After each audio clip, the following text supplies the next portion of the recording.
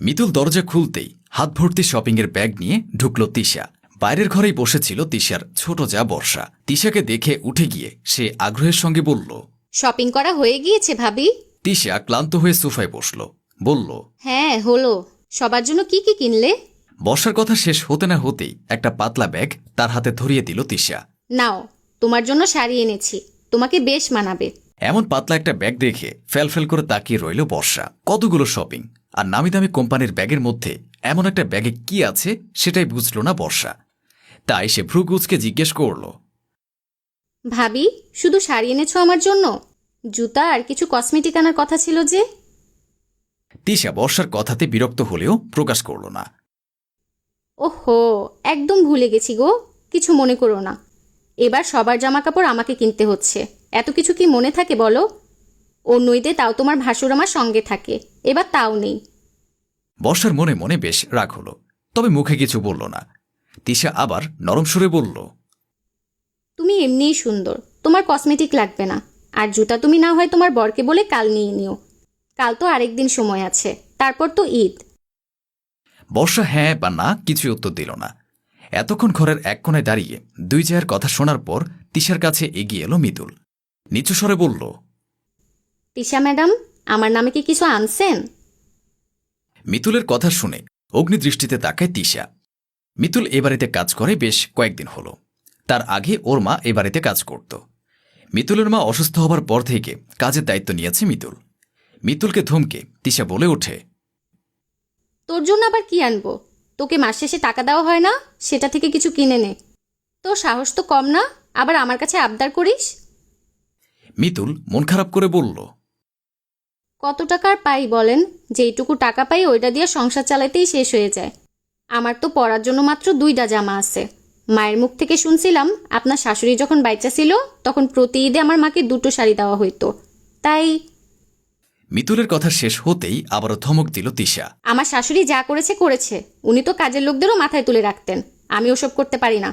কাজের লোক কাজের লোকের মতো থাকবি, বেশি বাড়াবাড়ি করলে ঘাট ধরে ধাক্কা দিয়ে বের করে দিতে সময় লাগবে না আমার। তিশার অমন কড়া কথা শুনে একেবারে নীরব হয়ে গেল মিতুল। সে বড্ড আশা নিয়েছিল, ভেবেছিল এবার অন্তত একটা পোশাক জুটবে কপালে। মাথা নিচু করে রান্নাঘরের দিকে চলে গেল সে। মেয়েটার সঙ্গে এমনটা না করলেও পারতে ভাবি, ওর জন্য সামান্য জামা কিনলে লাখ লাখ টাকা তো খরচ হয়ে যেত না। চোখ গরম করে বর্ষার দিকে দৃষ্টিপাত করল তিশা। কঠিন স্বরে বলল, শোনো, ছোট ছোটর মতোই থাকো। এই সংসারে সব দায়িত্ব এখন আমাকে দেওয়া হয়েছে, তাই আমি বুঝবো কি করে সংসার চালাতে হবে। বর্ষা উত্তর দিতে চেয়েও দিল না। কথাই কথা বাড়বে, তাই সে জবাব না দিয়ে নিজের ঘরের দিকে গেল। রাত প্রায় 10টার দিকে বাড়িতে এসে নিজের ঘরে প্রবেশ করল বর্ষার স্বামী তানভীর। ঘরে ঢুকতেই বিছানায় বর্ষাকে মুখ ফুলিয়ে বসে থাকতে দেখে সে জিজ্ঞেস করল, কি হয়েছে বর্ষা, রেগে আছো মনে হচ্ছে? আমার ঈদ নষ্ট করার কি খুব দরকার ছিল? বর্ষার এমন উদ্ভট প্রশ্নে কপাল কুঁচকে গেল তানভীরের। মানে কি বলতে চাইছ, ভালো করে বলো। বর্ষা এবার মুখে কিছু না বলে তার বড় জায়ের দেওয়া ব্যাগ থেকে একটা কম দামি পাতলা শাড়ি বের করে দিল। তারপর ক্রোধ নিয়ে বলল, এই হলো আমার ঈদের শাড়ি, যার দাম 1000 টাকা হবে কিনা সন্দেহ। এটা তোমার অতি সম্মানিত ভাবি কিনে এনেছেন আমার জন্য। শাড়িটা দেখে তেমন হেলদোল দেখা গেল না তানভীরের। সে উল্টে বর্ষার উপর বিরক্ত হয়ে বলল, তো কি হয়েছে, এখন গরম পড়তে শুরু করেছে, এমন শাড়ি পরলে আরাম পাবে, সেই ভেবেই হয়তো এনেছে ভাবি শাড়িটা। তানভীরের কথায় রাগে কাঁপতে লাগলো বর্ষা। বিছানা থেকে উঠে দাঁড়িয়ে গজগজ করে বলল, ঈদে কেউ এসব কম দামি শাড়ি পরে না তানভীর। শ্বশুরবাড়িতে আমার প্রথম ঈদ ছিল, কত আগ্রহ ছিল ঈদটা নিয়ে, সব মাটি করে দিল তোমার ভাবি। অবশ্য তুমি তো তার দোষ দেখতে পাবে না। আমার শপিংয়ের জন্য ওনাকে 5000 টাকা দিয়েছিলে, অথচ এই একটা শাড়ি কিনে উনি আর আমার জন্য কিছুই কিনলেন না। সামান্য শাড়িয়ারিদের জিনিসপত্রের জন্য ভাবির মতো মানুষের সাথে ঝগড়া করবে এখন? তোমার আর কি কি লাগবে বলো, আমি টাকা দেব, আবার তুমি কাল যেয়ে কিনে এনো। বর্ষা এবার তাচ্ছিলের সঙ্গে বলল, বাহ, এখানেও তুমি আমার দোষ দেখছো। সে যে তোমার টাকার থেকে এত টাকা বাঁচালো, তার বদলে সে তো মিতুলকে সামান্য জামাও কিনে দিল না, কিন্তু নিজের জন্য ব্র্যান্ডের জিনিসপত্র কিনেছে দেখলাম। তোমার মতো অন্ধ কি এসব দেখতে পাবে? তানভীর অধৈর্য হয়ে বলে, দেখো বর্ষা, সামান্য ঈদের শপিংয়ের জন্য বাড়িতে শান্তি হারাম করে দিও না। মা মরে যাওয়ার পর থেকে ভাবি সব সামলাচ্ছে, তাই বাড়ির সকলে তার উপর নির্ভরশীল। অযথা ওনাকে দোষারোপ করো না। নিজের কথা শেষ করে বর্ষার আর কোনো কথা না শুনে ওয়াশরুমে ফ্রেশ হতে চলে যায় তানভীর।